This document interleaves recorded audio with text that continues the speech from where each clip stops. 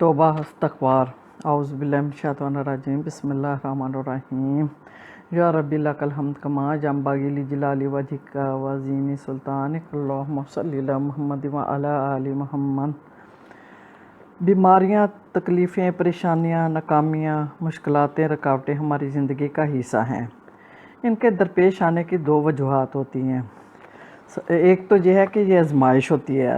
اللہ تعالیٰ کا فرمان ہے کہ ہم تمہیں ضرور خوف و خطرہ، فاقہ کشی اور جان و مال کے نقصانات میں مبتلا کر کے آمدنیوں کے گھاٹے میں ڈال کر تمہاری آزمائش کریں گے، سورۃ بقرہ 155 میں۔ اور دوسرا ہماری بدعمالیوں کی سزا ہوتی ہے، یعنی اللہ تعالیٰ فرماتا ہے کہ تم لوگوں پر جو مصیبت آتی ہے وہ تمہارے ہاتھوں کی کمائی ہے، اور بہت سی خطاؤں کو تو وہ یعنی کہ اللہ تعالیٰ معاف فرما دیتا ہے۔ تو آپ صلی اللہ علیہ وسلم نے فرمایا کہ قسم اس ذات کی جس کے قبضہ میں میری جان ہے، کسی جاں کو کسی لکڑی سے معمولی خراش لگتی ہے، یا قدم میں کوئی لرزش آتی ہے، یا کسی رگ میں خلش ہوتی ہے، یہ سب کسی گناہ کی وجہ سے ہوتا ہے، اور بہت سے گناہ تو اللہ تعالیٰ معاف فرما دیتا ہے۔ اب یہ معلوم کرنا ہے کہ یہ ہماری آزمائش ہے یا ہم اپنی بدعمالیوں کی وجہ سے عذاب سے دوچار ہیں۔ تو اس کی پہچان یہ ہے کہ جب کسی کو مصیبت یا مشکل پر اس کا ایمان بڑھ جائے تو یہ اس کی آزمائش ہے، اور اگر وہ آؤ فغاں گلے شکوے کرنے لگ جائے تو یہ اس کی بدعمالیوں کی سزا ہے۔ دراصل انسان خطا کا پتلا ہے، گناہ کا سرزد ہونا ایک فطری عمل ہے۔ تو اللہ تعالیٰ انسان کی اصلاح چاہتا ہے، سزا دینا پسند نہیں فرماتا، اس لیے اس نے توبہ کا دروازہ ہمیشہ کھلا رکھا ہے۔ دراصل گناہ ایک قسم کی اخلاقی اور روحانی بیماری ہے۔ ہر بیماری کا کوئی نہ کوئی علاج ہے۔ بیماری کا علاج اچھی طرح کیا جائے اور پرہیز سے کام لیا جائے تو انسان شفا یاب ہو جاتا ہے، اور گناہوں کی بیماری کا علاج توبہ استغفار ہے۔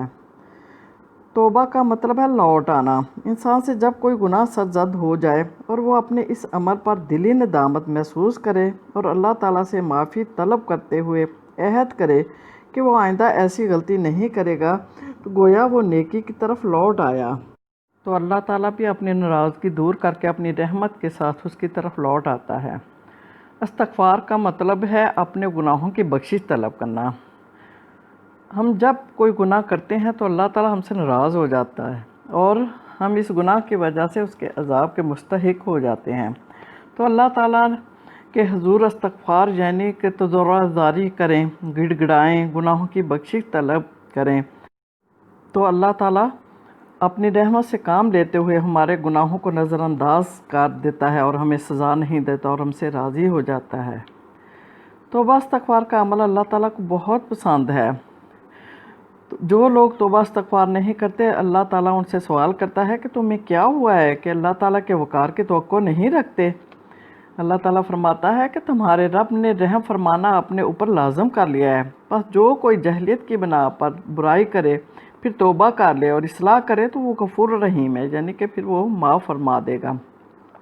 اور نیک بندوں بارے میں یہ نہیں فرمایا کہ ان سے گناہ سرزد نہیں ہوتے، بلکہ فرمایا کہ وہ لوگ جب کوئی گناہ کریں یا اپنی جانوں پر ظلم کریں تو وہ اللہ کو یاد کرتے ہیں، پھر استغفار کرتے ہیں اور اپنے گناہوں سے معافی مانگتے ہیں، تو اللہ کے سوا کون انہیں معاف کر سکتا ہے؟ اور وہ جان بوجھ کر گناہوں کا اصرار نہیں کرتے، یعنی کہ جان بوجھ کر بار بار گناہ نہیں کرتے۔ اللہ تعالیٰ فرماتا ہے کہ اللہ تعالیٰ توبہ کرنے والوں اور پاکیزہ لوگوں سے محبت رکھتا ہے۔ آپ صلی اللہ علیہ وسلم نے فرمایا کہ سارے انسان خطا کار ہیں، اور بہترین خطا کار وہ ہے جو بہت توبہ کرنے والا ہے۔ اللہ تعالیٰ فرماتا ہے اے میرے بندو جنہوں نے اپنی جانوں پر ظلم کیا، اللہ تعالیٰ کی رحمت سے مایوس نہ ہوں، اللہ سب گناہ معاف فرما دے گا، بے شک وہ غفور الرحیم ہے۔ آپ صلی اللہ علیہ وسلم نے فرمایا کہ اگر ایک آدمی اپنی سواری پر کسی چٹیر میدان سے گزر رہا ہو اور آرام کے لیے کسی درخت کے نیچے اتر کر سو جائے، اسی دوران اس کی سواری بما سامان گم ہو جائے، جب وہ اٹھے تو سواری کو غائب پائے، پھر وہ سواری کو تلاش کرتا کرتا تھک جائے، بھوک اور پیاس کی وجہ سے موت اسے نظر آنے لگے اور وہ مایوس ہو کر بیٹھ جائے کہ اچانک اس کی سواری مل جائے، یہ آدمی اس کی نکیل پکڑ کر خوشی کے مارے شدت جواب سے کہے گا کہ اے اللہ تو میرا بندہ، میں تیرا رب، یعنی خوشی سے وہ الٹ الفاظ بول دے۔ تو اللہ تعالیٰ کو توبہ کرنے والے کی توبہ سے اس مسافر سے زیادہ خوشی ہوتی ہے۔ متفق علیہ کی حدیث ہے۔ آپ صلی اللہ علیہ وسلم نے فرمایا کہ شیطان نے عرض کیا، اے میرے رب، تیری عزت کی قسم، میں تیرے بندوں کو جب تک روح ان کے جسم میں گمراہ کرتا رہوں گا۔ اللہ تعالیٰ نے فرمایا، مجھے اپنی عزت و بزرگی کی قسم، میں ان کو بخشتا رہوں گا جب تک وہ مجھ سے استغفار کرتے رہیں گے۔ پھر آپ صلی اللہ علیہ وسلم نے فرمایا کہ اللہ تعالیٰ نے فرمایا، اے ابن آدم، جب تک تو مجھ سے دعا کرتا رہے گا اور امید رکھے گا بخشش کی، تو میں تمہیں بخشتا رہوں گا، مجھے کوئی پرواہ نہیں جو کچھ تو کرے۔ اے ابن آدم، اگر تیرے گناہ آسمان کے بادلوں تک پہنچ جائیں اور تو مجھ سے بخشش طلب کرے تو میں تمہیں بخش دوں گا، مجھے کوئی پرواہ نہیں ہے۔ اے ابن آدم، اگر تو زمین بھر کے برابر بھی گناہ میرے پاس لے آئے، پھر مجھ سے اس حال میں ملے کہ تو نے میرے ساتھ کسی کو شریک نہ کیا ہو، تو میں زمین بھر کے برابر تجھے بخش دوں گا، یعنی کہ ان گناہوں کی معافی مانگ لے، استغفار کر لے گا۔ آپ صلی اللہ علیہ وسلم نے فرمایا کہ اللہ تعالیٰ رات کو ہاتھ پھیلاتا ہے تاکہ دن کو گناہ کرنے والا توبہ کرے، اور دن کو ہاتھ پھیلاتا ہے تاکہ رات میں گناہ کرنے والا توبہ کرے تو اللہ تعالیٰ اسے بخش دے۔ اللہ تعالیٰ فرماتا ہے، اپنے رب کے حمد کے ساتھ تسبیح کرو اور اسی سے استغفار کرو، اور اپنے مومنین اور مومنات کے لیے استغفار کرو، اور اللہ تعالیٰ سے خالص توبہ کرو۔ امید ہے اللہ تمہاری برائیاں دور کر کے تمہیں جنت میں داخل کر دے گا۔ آپ صلی اللہ علیہ وسلم نے فرمایا، اللہ سے استغفار کرو، میں دن میں 70 بار سے زیادہ استغفار کرتا ہوں۔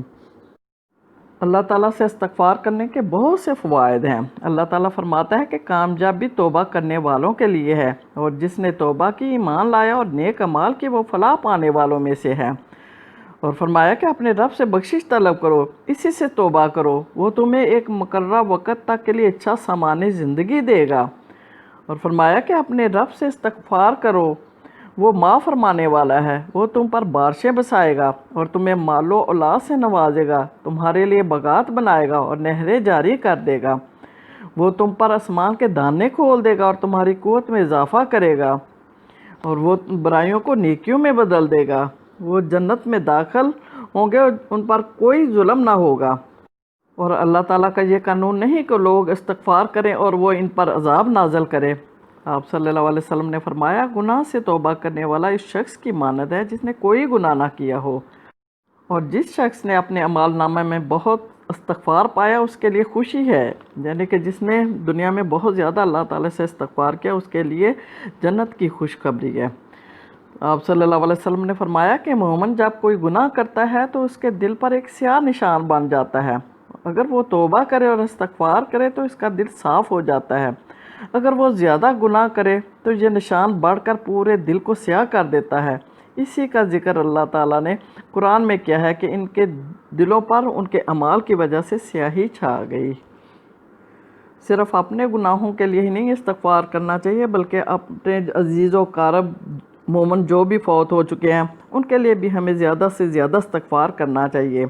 آپ صلی اللہ علیہ وسلم نے فرمایا کہ اللہ تعالیٰ آدمی کے لیے درجہ بلند کرتا ہے، وہ پوچھتا ہے یہ درجہ مجھے کہاں سے ملا؟ تو اللہ تعالیٰ فرماتا ہے یہ درجہ تیرے بیٹے کے تیرے لیے استغفار کرنے کی وجہ سے ملا، اور قبر میں مردہ ڈوبنے والے اور فریاد کرنے والے کی مانند ہوتا ہے، وہ دعا کا منتظر ہوتا ہے، اس کے ماں باپ بھائی یا دوست کی طرف سے جو پہنچے، جب اس کے پاس دعا پہنچتی ہے تو یہ دعا اسے دنیا جہاں سے بہتر اور پیاری ہوتی ہے، اور اللہ تعالیٰ زمین والوں کی طرف سے قبر والوں کو پہنچاتا ہے، اور دعا پہاڑوں کی مانند مردوں کے لیے زندوں کی طرف سے تحفہ استغفار ہے۔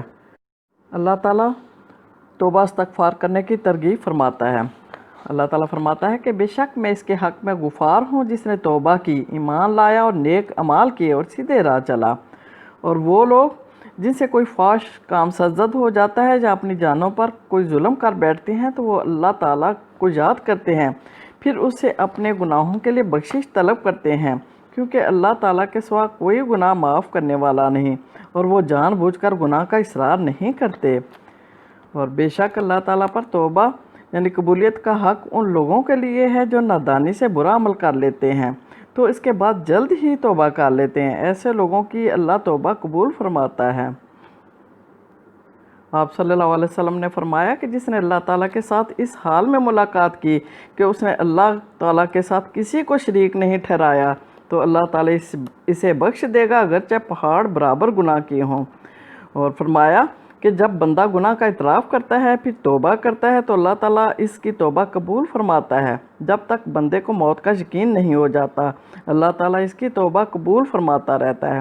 اللہ تعالیٰ فرماتا ہے کہ میں اس لائق ہوں کہ لوگ مجھ سے ڈریں، جو مجھ سے ڈر گیا تو میں زیادہ لائق ہوں کہ اسے بخش دوں۔ پھر آپ صلی اللہ علیہ وسلم نے فرمایا کہ جو شخص یقین رکھے کہ میں اسے بخشنے والا یعنی کہ اللہ تعالیٰ بخشنے پر قادر ہے تو اور پھر وہ اللہ تعالیٰ سے بخشش کا سوال کرے تو اللہ تعالیٰ اسے بخش دیتا ہے۔ آپ صلی اللہ علیہ وسلم نے فرمایا کہ ایک شخص نے گناہ کیا پھر کہا اے میرے رب میرے گناہ معاف فرما دے۔ اللہ تعالیٰ نے فرمایا کیا میرے بندے نے جانا کہ میرا رب گناہوں کے سبب پکڑتا ہے اور بخشش کرتا ہے تو میں نے اپنے بندے کا گناہ معاف کر دیا۔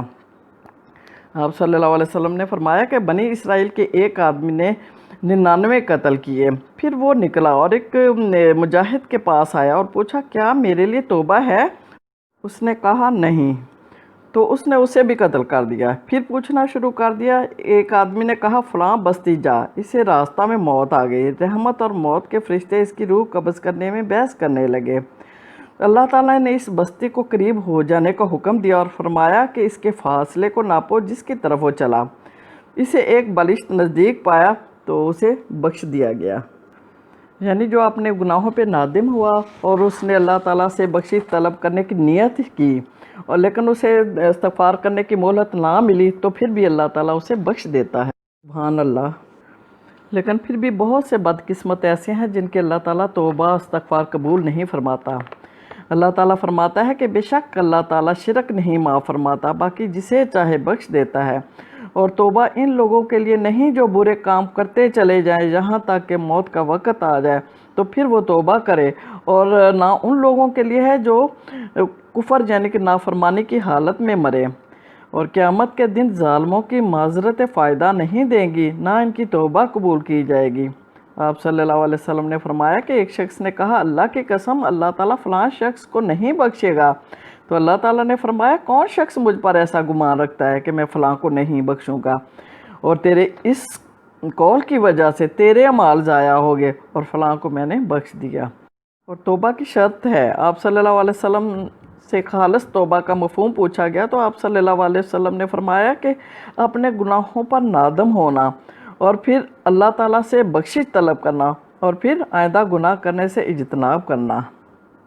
اللہ تعالیٰ نے اپنے بندوں کو تنبیہ بھی فرمائی ہے۔ اللہ تعالیٰ فرماتا ہے کہ اے نبی صلی اللہ علیہ وسلم میرے بندوں کو خبر دے دو کہ میں بہت معاف کرنے والا اور رحیم ہوں، مگر اس کے ساتھ میرا عذاب بھی دردناک ہے۔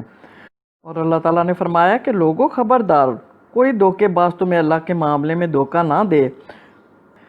اور جس طرح اللہ تعالیٰ کی رحمت سے مایوسی گناہ ہے، اسی طرح اللہ تعالیٰ کو غفور الرحیم سمجھ کر گناہ عمدن کرتے چلے جانا بہت بڑا گناہ ہے۔